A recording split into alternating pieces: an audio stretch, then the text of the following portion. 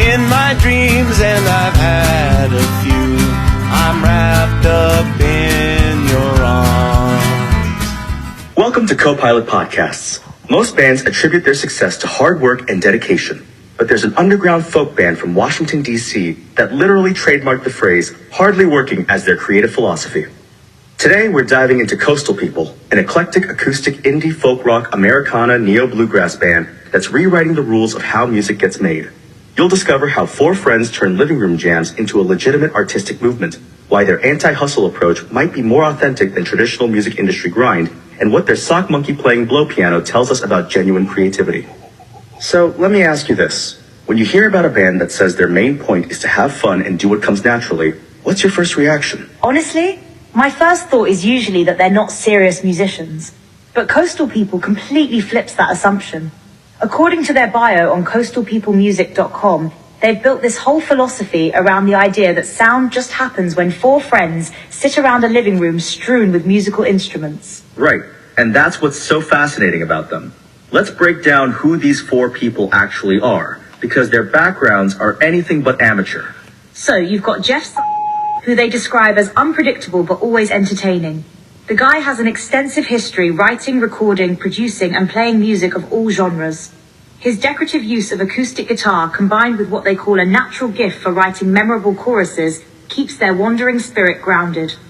And then there's Jeff, who goes by Jebby? Yeah, and this is where it gets interesting.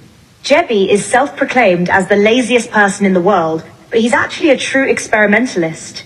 He's got this multitasking mastery of all things musical, plus he's a luthier, someone who builds and repairs stringed instruments. Wait, so the guy who calls himself the laziest person in the world is actually skilled enough to build guitars? Exactly. That's the contradiction that makes Coastal People so compelling. Their page says his mechanical know-how as a luthier enables and ensures the longevity and thriving spontaneity that propels the group. That's such a perfect example of how their anti-work philosophy isn't actually about being lazy. It's about rejecting the performative aspects of hustle culture. And then you have Mary Lou, who they describe as having a keen sense of humor and insightful sensitivity that requires an audience's full attention. She's what they call a late bloomer who trained in classical piano, choral, and violin before emerging as one of the band's most prolific songwriters. So she's classically trained but found her voice in this experimental folk setting? Right, and her easygoing style adds dimension and depth to what they call the collective Coastal People sound. Then there's Carol, who they describe as melodically motivated and musically moody, a songwriter's songwriter. What does that mean exactly? According to their bio, her commitment to the pursuit of happiness through self-expression is evident by the volume of her creative works. She's technically innovative within the confines of traditional limitations and manages to cohesively blend lyrical harmony with unexpected simplicity. That phrase, technically innovative within traditional limitations, that feels like it captures their whole approach, doesn't it? Absolutely. And here's where their creative process gets really interesting. Their bio says that variety and vision are the common driving force behind each individual's unique songwriting endeavors, but the end result often comes as a surprise. A surprise to who? To the audience or to them? To them. They write that it always comes with a smile, and then they have this beautiful description. One harmony begets another. One line becomes a verse. One drink turns into a six-pack, and before you know it, there's a sock monkey playing the blow piano over your left shoulder. Okay, I have to ask, what is a blow piano? I think that's exactly the point. They're creating this surreal, almost magical, realist description of how creativity actually works when you're not forcing it. It's like they're saying the music becomes so organic that even imaginary sock monkeys start contributing.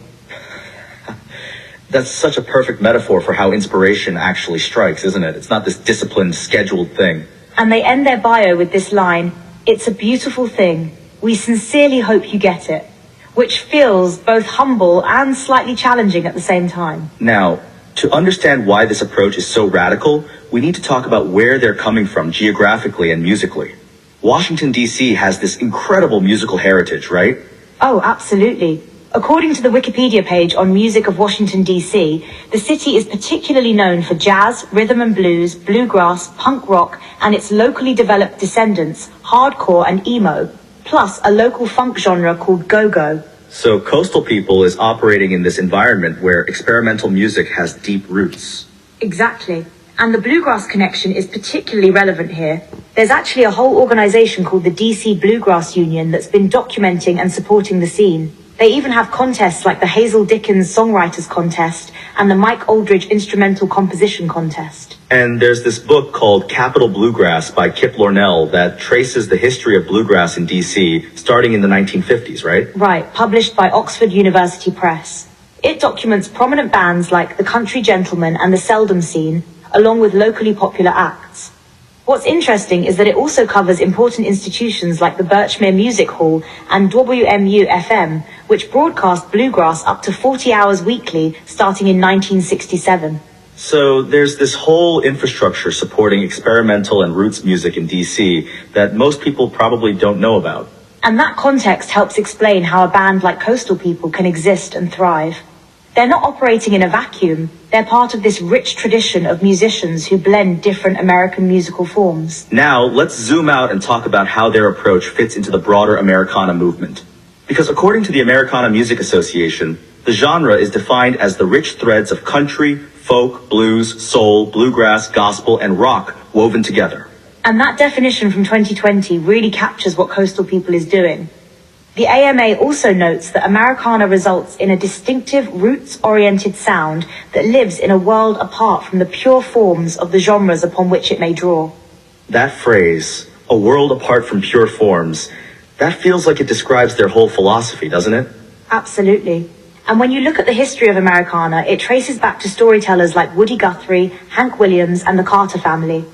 Guthrie's songs spoke directly to the human experience, from the working class to the wandering soul. And that storytelling tradition is exactly what Coastal People seems to be continuing, just with this radically different approach to how the stories get created. Right. The Americana tradition really took shape in 1968 when the Byrds released Sweetheart of the Rodeo, which built the bridge between country, folk, and rock. That laid the foundation for what would become known as Americana music. So we're talking about a 50-plus year tradition of genre blending that Coastal People is both honoring and subverting. And what's fascinating is how their hardly working philosophy actually connects to something deeper in American musical traditions. If you look at how folk music actually developed historically, it wasn't through formal industry structures, it was through exactly this kind of organic, community-based creation. That's such an important point. The most authentic American music has always come from people just gathering and playing together, not from boardroom strategies. And there's something almost radical about Coastal People's insistence on maintaining that authenticity in an era where even indie music has become incredibly professionalized and market-driven. You know what strikes me about their bio? Songs seem to write themselves. That's such a different way of thinking about creativity than the typical grind mentality. And they're very explicit about this. They say most bands attribute their success to hard work and dedication, but Coastal People rely on hardly working. It's almost like they're making a philosophical statement about what authentic creativity actually requires. Which brings up this interesting question. In a culture that's obsessed with productivity and optimization, what does it mean to embrace hardly working as a creative principle? I think it's about creating space for genuine inspiration rather than forcing output. Their bio mentions that the main point is to have fun and do what comes naturally when four friends sit around a living room strewn with musical instruments. And that living room detail is so important, isn't it? It's not a studio, it's not a rehearsal space, it's literally where people live and relax. Exactly. And they describe it as strewn with musical instruments, which suggests this casual, accessible relationship with music making. The instruments are just part of the environment, not these precious objects that only come out for serious work sessions. It's like they've created this ecosystem where creativity can just emerge naturally rather than being summoned on command. And there's something beautiful about how they describe the process. Sound happens. It's so simple but also profound. They're not making sound, they're allowing it to happen.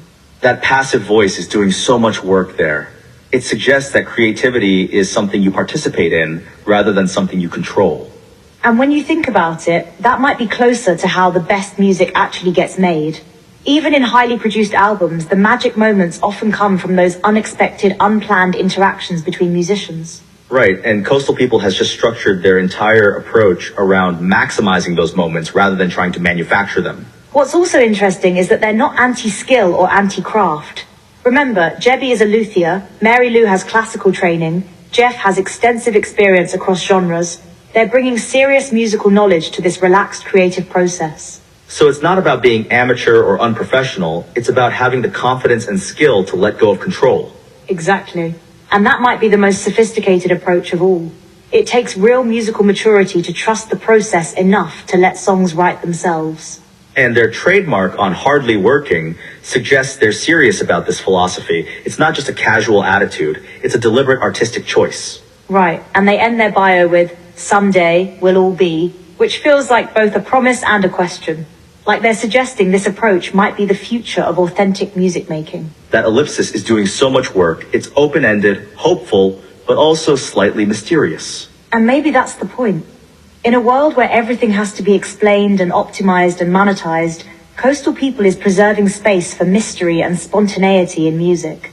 So when you step back from all this, what Coastal People represents is actually a form of resistance, not just to the music industry, but to the broader cultural pressure to turn every creative act into productive work. And they're showing that there's another way to approach creativity, one that's rooted in friendship, spontaneity, and genuine joy rather than career advancement or market positioning. Which might be exactly what music needs right now. In an era of algorithmic playlists and data-driven A&R decisions, there's something revolutionary about four friends just sitting in a living room and letting sound happen. And the fact that they're doing this within established traditions, Americana, folk, bluegrass, shows that innovation doesn't always mean breaking with the past. Sometimes it means returning to what made those traditions vital in the first place. Exactly. Coastal People isn't rejecting musical history, they're reclaiming the spirit that created it. And with that, thanks for joining us on Copilot Podcasts. Next time you feel pressured to turn your creativity into a hustle, remember that sock monkey playing blow piano. Sometimes the most profound art comes from hardly working at all.